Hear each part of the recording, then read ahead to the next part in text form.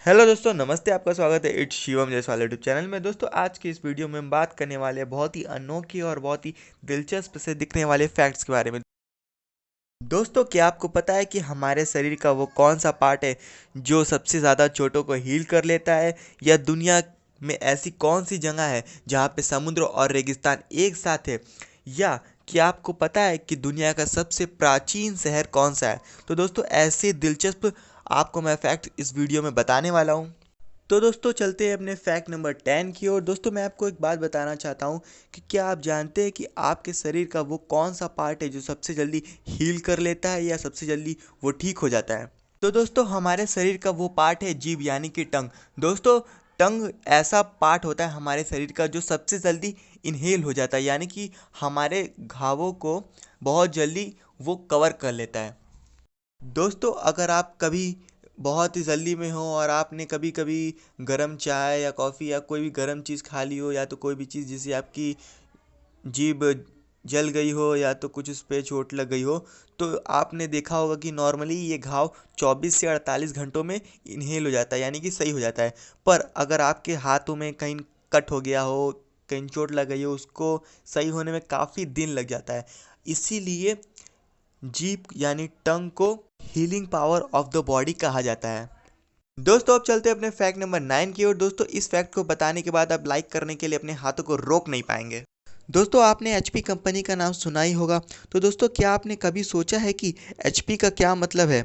तो दोस्तों, असल में कंपनी के फाउंडर एच यानी कि ह्यूलेट और पी यानी कि पैकार्ड, दोनों के नाम पे कंपनी का नाम रखा गया।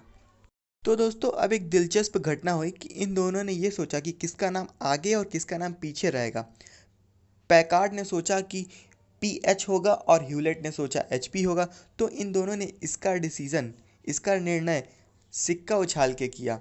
अगर पैकार्ड जीतता है तो पी एच होगा, अगर ह्यूलेट जीतता है तो एच पी होगा। तो दोस्तों, हम जानते हैं कि कौन जीता होगा, एच पी यानी कि ह्यूलेट। तो दोस्तों, इतने बड़े कंपनी का डिसीजन एक सिक्का उछाल के लिया गया। तो दोस्तों, ये सोचने वाली बात है कि इतने बड़े कंपनी का डिसीजन बस एक सिक्का उछाल के किया गया। तो दोस्तों, है ना ये कमाल की बात? तो दोस्तों, अब चलते हैं अपने फैक्ट नंबर 8 की ओर। तो दोस्तों, स्क्रीन पे मैं आपको एक इमेज दिखा रहा हूँ। तो आप सोच रहे होंगे कि ये शिप आखिर पहाड़ पे क्या कर रहा है। सोचिए सोचिए। अरे, सोचने वाली कोई बात ही नहीं है, क्योंकि ये शिप नहीं बल्कि एक होटल है। तो दोस्तों, इसको इसलिए बनाया गया है क्योंकि विजिटर्स इससे अट्रैक्ट हो, कस्टमर्स इसके बढ़ें, और इसका एडवर्टीजमेंट हो, ब्रांडिंग हो, वगैरह वगैरह चीज़ें। तो इसके क्रिएटर्स ने इसको इस तरह से बनाया है कि ये देखने में बहुत ही आकर्षण हो, और इसकी सेल जो हो होटल की वो बहुत ज़्यादा हो, और ये दुनिया में बहुत ज़्यादा नाम कमाए। तो दोस्तों, ऐसा ही हुआ, और ये बहुत ही सक्सेस होटल है। दोस्तों, अगर आपको इस होटल में जाने की इच्छा हो रही है तो मैं आपको इस होटल का नाम बता देता हूँ। इस होटल का नाम सन क्रूज होटल है, जो कि साउथ कोरिया में, और ये समुद्र के तट पर है। तो दोस्तों, अब चलते हैं अपने फैक्ट नंबर 7 की ओर। दोस्तों, वेलमार्ट या इंडियन रेलवेज ऐसी बहुत सारी कंपनियां जो जॉबलेस लोगों को जॉब देती है। पर क्या आपको पता है कि दुनिया की सबसे ज़्यादा जॉब देने वाली लार्जेस्ट कंपनी या ऑर्गेनाइजेशन कौन सी है? दोस्तों, आप यहाँ पे ये लिस्ट देख पा रहे हैं जो कि वर्ल्ड्स लार्जेस्ट एम्प्लॉयर है। तो दोस्तों, यहाँ पे यूएस डिपार्टमेंट जो है वो 3.2 मिलियन देता है। उसके बाद पीपल लिबर्सन आर्मी है, वॉलमेट है, मैकडोनल्ड्स है। तो दोस्तों, यहाँ पे देखने वाली बात ये है कि इंडियन आर्मी जो कि 1.4 मिलियन जॉब्स देती है, और यहाँ पे इंडियन आर्म फोर्स भी शामिल है। तो दोस्तों, हमारे देश की भी कुछ ऑर्गेनाइजेशंस इस लिस्ट में शामिल है, तो इस बात से हमें बहुत ही खुशी है। तो दोस्तों, अब चलते हैं अपने फैक्ट नंबर 6 की ओर। दोस्तों, आपको पता है कि $1 इज इक्वल टू 76.33 रुपीज़ इस टाइम है, लेटेस्ट न्यूज़। पर क्या आपको पता है कि आज़ादी के पहले या 1947 में $1 इज इक्वल टू इंडिया के कितने रुपीज़ थे? तो मैं बताता हूँ आपको। तो दोस्तों, इंडियन रुपीज़ 3 रुपये 30 पैसे था, मात्र एक यूएस डॉलर के। तो सोचिए दोस्तों, आज आज इतने सालों बाद ये पहुंच गया है 76 पे। ये धीरे धीरे बढ़ता गया दोस्तों। तो दोस्तों, 1947 में यूएस और इंडिया में बहुत ज़्यादा डिफरेंट नहीं था। पर जैसे जैसे समय बदलता गया और यूएस डेवलप करता गया, वैसे वैसे उसकी इकोनॉमी बढ़ती गई, और वो वैसे वैसे डेवलप करता गया। तो दोस्तों आने वाले समय में इंडिया भी डेवलप करेगा और इस बढ़त को कम कर देगा, ऐसी हमारी उम्मीद है। तो अब दोस्तों अब हम चलते हैं अपने फैक्ट नंबर 5 की ओर। दोस्तों क्या आपको पता है कि धरती पे कोई ऐसी भी जगह है जहाँ पे समुद्र और रेगिस्तान एक साथ हो? ये सुनने में बहुत ही अटपटा लग रहा है पर ऐसा है। दोस्तों असल में ये जगह साउथ वेस्ट अफ्रीका में है और ये जो आप डिज़र्ट देख पा रहे हैं इसे बोलते हैं नामीबिया। और ये जो आपको महासागर दिख रहा है, समुद्र दिख रहा है, ये असल में अटलांटिक ओशन है। दोस्तों ऐसा नज़ारा बहुत ही कम देखने को मिलता है जबकि एक समुद्र और एक डिज़र्ट यानी कि रेगिस्तान एक साथ हो।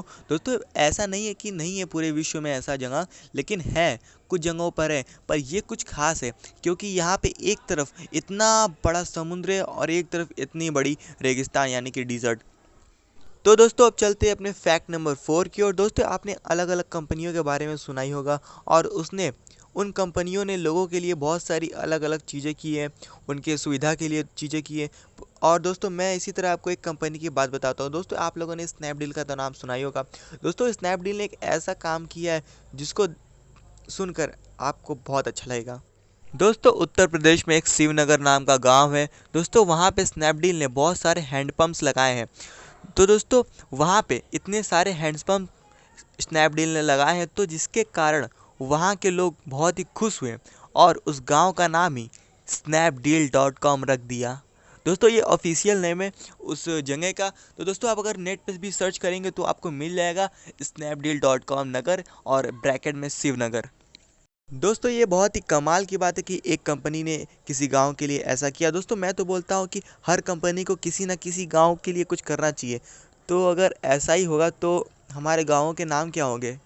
स्नैपडील.com नगर तो हो ही गया, फ्लिपकार्ट.com नगर, अमेज़न.com नगर, HP.com नगर, माइक्रोसॉफ्ट.com नगर। कैसे नाम हो जाएंगे, तो सुनने में बहुत ही अटपटा लगेगा पर ठीक है, अच्छा लगेगा। तो दोस्तों अब चलते हैं अपने फैक्ट नंबर 3 की ओर। दोस्तों मैंने आपसे एक चीज़ पूछा था कि आपको पता है कि दुनिया का सबसे प्राचीन शहर यानी कि सिटी कौन सा है? सोचिए, सोचिए और सोचिए, आपको मैं बता देता हूँ कौन है। दोस्तों ये बहुत ही कमाल की बात है कि ये इंडिया में और उत्तर प्रदेश में है। और इससे भी ज़्यादा कमाल की बात बताऊँ, ये मेरा होम टाउन है यानी कि वाराणसी। हर हर महादेव। तो दोस्तों मैं आपको ये बात बता देना चाहता हूँ कि वाराणसी असल में 5000 साल पुराना 5000 ईयर एगो सिटी है और ये आज भी वैसे ही एग्जिस्ट कर रहा है जैसे कि पहले करता था। और ये बहुत ही ज़्यादा पॉपुलेटेड इलाका है और क्या बताऊँ इसके बारे में, बहुत ही बढ़िया सिटी है, बहुत ही पवित्र जगह है, भोले बाबा का तीर्थ स्थान है और बहुत ही अच्छा घूमने की जगह भी है। तो दोस्तों अब चलते हैं अपने फैक्ट नंबर 2 की ओर। दोस्तों आपने सुना ही होगा कि दुनिया में बहुत सारे बिलियनर्स है, अरबपति है। तो दोस्तों क्या आपने सोचा है कि कभी किस देश में कितने अरबपति हैं और इंडिया कितने स्थान पे आता है? तो दोस्तों यहाँ पे आप देख पा रहे हैं कि यूनाइटेड स्टेट में सबसे ज़्यादा बिलियनर्स है 585, फिर उसके बाद चाइना है, उसके बाद यहाँ पे देखने वाली बात यह है कि इंडिया भी इसमें लीड कर रहा है और वो दुनिया के टॉप 3 कंट्रीज़ में है बिलियनर्स के मामले में। ये 131 है। दोस्तों ये सोचने वाली बात है कि इंडिया में 131 लोग अरबपति है। और दोस्तों ये बात सोचने वाली है कि हमारा देश भी कुछ कम नहीं है। दोस्तों इतने सारे अरबपतियों होने के बाद भी हमारा देश अभी भी विकासशील देशों में आता है, ये विकसित नहीं है। पर हम उम्मीद करते हैं कि आने वाले समय में हमारा देश विकसित देश बन जाएगा। और अपने देश की उम्मीदों को ध्यान में रखते हुए अब हम चलते हैं अपने फैक्ट नंबर 1 की ओर। दोस्तों अगर आप चैनल पर नए हो तो चैनल को सब्सक्राइब कर दीजिए और बेल आइकन को भी दबा दीजिएगा और वीडियो अच्छी लगी तो लाइक कर दीजिएगा और कमेंट भी कर दीजिएगा और इस वीडियो को जितना हो सके उतना शेयर करिए। तो दोस्तों अब चलते हैं अपने फैक्ट नंबर 1 की ओर। तो दोस्तों आप लोगों को पता ही होगा हमारा नेशनल फ्लैग यानी कि तिरंगा है। तो दोस्तों क्या आपको ये बात पता है कि हमारा नेशनल फ्लैग कितने बार बदलाते हुए ये तिरंगा हुआ है? अगर नहीं पता है तो आज जान लीजिए। दोस्तों 1906 में हमारा फ्लैग कुछ इस तरह दिखता था, बीच में वंदे मातरम और ऊपर कमल बने रहते थे इतने सारे, और इसके लेफ्ट साइड में चांद और राइट साइड में सूरज रहता था। दोस्तों 1907 में हमारा फ्लैग इस तरह दिखता था। ये काफ़ी हद तक मिलता जुलता है 1906 1907, लेकिन ठीक है, इसमें कुछ समानताएं असमानताएं हैं। दोस्तों अब चलते हैं 1917 की ओर। 1917 का ये आप फ्लैग देख पा रहे हैं, ये थोड़ा ब्रिटिश टाइप का है दोस्तों, इसमें एक ब्रिटिश लुक दिया गया है। तो दोस्तों अब चलते हैं 1921 में। दोस्तों ये फ्लैग एक चरखा बेस फ्लैग है, और दोस्तों 1931 का फ्लैग आप देख ही पा रहे हैं, ये भी एक चरखा बेस है, पर इसमें चरखा बीच में। तो दोस्तों फाइनली 1947 में हमारा जो फ्लैग आया है वो तिरंगा है, जो कि हमारे जान से भी प्यारा है। वो दोस्तों आप लोगों ने वो सॉन्ग तो सुना ही होगा, झंडा ऊंचा रहे हमारा विजय विश्व तिरंगा प्यारा। तो दोस्तों इसी बात को ध्यान में रखते हुए अब हम इस वीडियो को अंत करते हैं, और उम्मीद करता हूँ आपको वीडियो पसंद आई होगी। पसंद आई है तो लाइक कर दीजिए, सब्सक्राइब कर दीजिए, शेयर कर दीजिए और कमेंट भी कर दीजिएगा।